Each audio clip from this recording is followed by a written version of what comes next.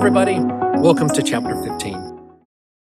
Have you ever set a big, inspiring goal only to abandon it weeks later because progress felt too slow? It happens every January. Fitness centers fill up, diets start, and by February, disappointment sets in. The vision remains, but the motivation fades when results don't appear fast enough. In Chapter 15, you'll learn not to measure how close you are to the destination. Instead, you'll focus on the daily steps that get you there. Here's an example. Last year in 2024, I experienced this lesson firsthand. I didn't set out to lose weight. I didn't have a grand plan.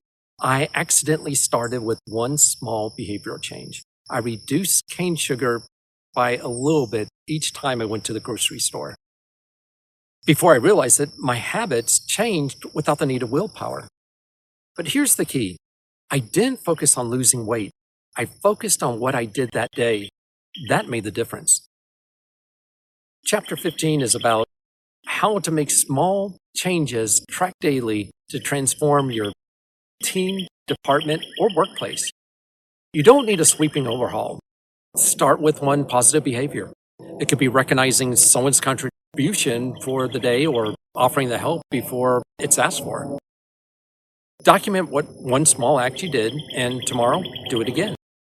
You build momentum with small, sometimes mundane acts slowly, invisibly.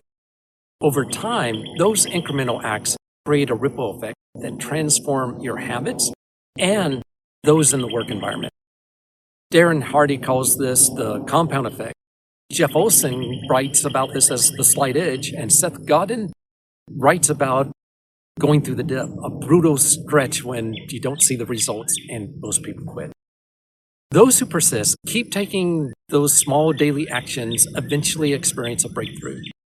Some who don't go through the experience with you might describe what they see as an overnight success. From your perspective, though, you might think that your overnight success took 7 years to achieve whatever it is you set out to achieve. So here's the challenge. Focus less on tracking a grand transformation and more on the daily actions that build it. If you're willing to try, scan the QR code at the end of the chapter. You'll find a simple tracking sheet including an example of one I use to help me stay focused on the process, not just the outcome. Your incremental acts are enough. You're not waiting to become the person you want to be.